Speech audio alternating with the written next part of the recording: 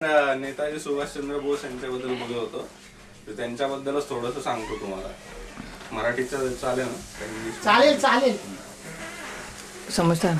तर नेताजी सुभाषचंद्र बोस म्हणजे एक फार मोठं महानायक असं व्यक्तिमत्व आहे आणि त्याला आपण आपल्या देशाने पूर्णपणे विसरलेलो आहे. नेताजी सुभाषचंद्र बोस आधी जेव्हा लहान होते तेव्हा ते खूप म्हणजे हुशार होते आणि ते नंतर शिकायला ब्रिटनला गेले होते आणि तिथे ते सिव्हिल सर्व्हिसच्या याच्या परीक्षेमध्ये ते 11वे आले होते, सॉरी 4थे आले होते काहीतरी. तरी पण त्यांनी ती सोडून दिली आणि त्यांनी सांगितलं का मला ब्रिटिशांची नोकरी करायची नाहीये, मला भारत देशासाठी माझा जीव द्यायचा आहे. म्हणून त्यांनी ती एवढी मोठीच्या मोठी नोकरी होती ती सोडून दिली आणि ते भारतात आले.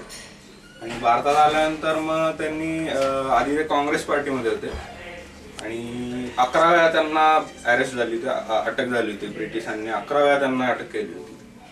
तर अशी खूप कमी लोक आहेत आणि 11 वेळा त्यांना अटक झाली होती. त्यानंतर त्यांनी काँग्रेस गांधीजींबरोबर त्यांचे मतभेद झाले आणि त्यानंतर त्यांनी काँग्रेस सोडली आणि स्वतः फॉरवर्ड ब्लॉक नावाचा एक हे स्वतःच पार्टी सुरू केली आणि 10 महिन्यात ते पूर्ण भारतभर फिरले आणि त्यांनी 1000 जवळपास भाषणं दिली होती. तर 1000 सभा घेतल्या होत्या 10 महिन्यात. आणि त्यानंतर मग परत त्यांना अटक झाली, म्हणजे नजरकैदेत ठेवण्यात आलं.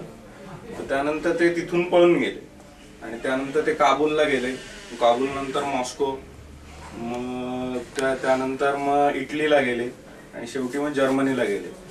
जर्मनीमध्ये गेल्यावर ते हिटलरला भेटले. त्यानंतर तिथे त्यांनी फ्री इंडिया सेंटर सुरू केलं होतं. त्यानंतर रेडिओ पण सुरू केला होता आणि गव्हर्नमेंट इन एक्झाईल त्यांनी सुरू केलं होतं तिथे जर्मनीमध्ये.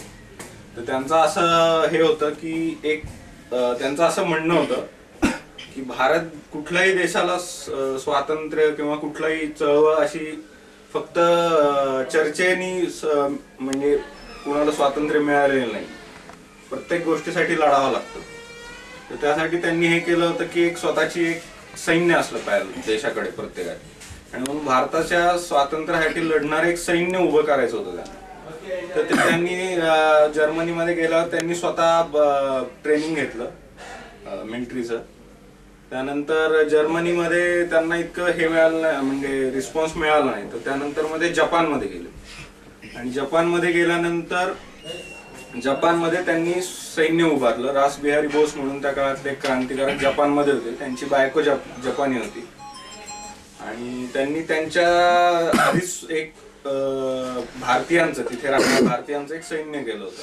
तर त्याचे अध्यक्ष झाले आणि त्यावेळेला त्यांनी एक सैन्य उभारलं सुभाषबाबूंनी. आणि सुभाषबाबू इतके मोठे होते की त्यानंतर त्यांनी अंदमान निकोबार जिंकून घेतलं, शहीद स्वराज असं त्याचं नामकरण केलं. त्यानंतर इम्फाळ मोहीम त्यांनी आखली होती, इम्फाळमध्ये जवळपास जिंकायला आले होते आणि अतिशय कमी वेळामध्ये त्यांनी 45,000 एवढं सैन्य उभं केलं होतं. त्यांची भाषणं खूप सुंदर असत आणि त्यांनी असं म्हटलं होतं, म्हणजे असं ते म्हणत की तुम्हाला स्वातंत्र्य मिळवायचं असेल तर तुम्हाला काहीतरी किंमत द्यावी लागेल आणि ती किंमत म्हणजे तुमचं रक्त. तर तुम्हाला तुमच्या देशासाठी मरावं लागेल, लढावं लागेल, त्याच्यासाठी तुमच्यावर भरपूर काही म्हणजे खूप तुम्हाला त्रास होईल त्याच्यात, पण ते सगळं करून तुम्हाला लढावंच लागेल, त्याच्याशिवाय काही नाही.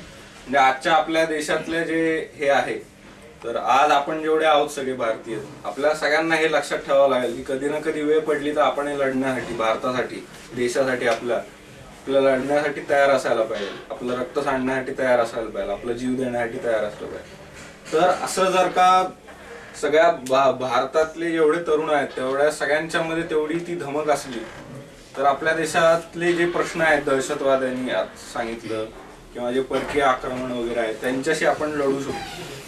त्यावेळेला त्यांनी जो मुद्दा मांडला तो आजही खूप व्हॅलिड आहे. तर त्याबद्दल प्रत्येकाने आपल्या मनात एक हे केली पाहिजे की आपणही अशा वेळेला देशासाठी लढण्यासाठी, मरण्यासाठी तयार असलं पाहिजे. आणि त्यानंतर मग त्यांची खूप अवहेलना झाली असं म्हणता येईल.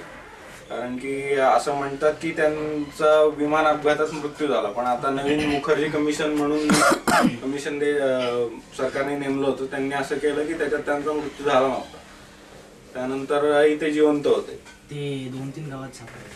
हा, म्हणजे ते बऱ्याच ठिकाणी त्यांना बघितलं होतं. स्टॅलिनची मुलगी जेव्हा भारतात आली होती तेव्हा तिने सांगितलं होतं की ते रशियामध्ये आहेत. नंतर चायनामध्ये त्यांना बघितलं होतं, तिबेटमध्ये काही लोकांनी त्यांना बघितलं होतं. पण नंतर आपल्या स्वतंत्र भारताच्या सरकारने असं सांगितलं की जर का नेताजी सापडले तर आम्ही ते वॉर क्रिमिनल म्हणून ब्रिटनला देऊ, कारण की ब्रिटनच्या विरुद्ध त्यांनी दुसऱ्या महायुद्धात युद्ध करायचे ठरवलं होतं. म्हणून स्वतंत्र भारताचा सगळ्यात महत्वाचा नेता म्हणू शकता येतं अशा माणसाला आमच्या देशाने काय दिलं, तर तो जर का भारतात आला तर त्याला आम्ही तिथे शिक्षेसाठी पाठवू. तर हे म्हणजे खूप कृतज्ञपणा आणि आपला देशप्रेमाची, आपल्या देशाला काही हे नाही, म्हणजे ज्यांनी देशासाठी एवढं केलं त्याचं आपल्याला महत्व नाही असा त्याचा अर्थ होतो. तर असा एखादा, त्यानंतर ते जिवंत होते आणि भारतात ते नंतर आले होते आणि असं म्हणतात की भारतामध्ये ते उत्तर प्रदेशमध्ये एका ठिकाणी राहत होते. तर का असं झालं की त्यांना आपलं आयुष्याचे नंतरची वर्ष आपली स्वतःची आयडेंटिटी लपवत काढावी लागली. याचं कारण असं आहे की आपल्या देशाने त्यांना जे पाहिजे तेवढं महत्व दिलं नाही.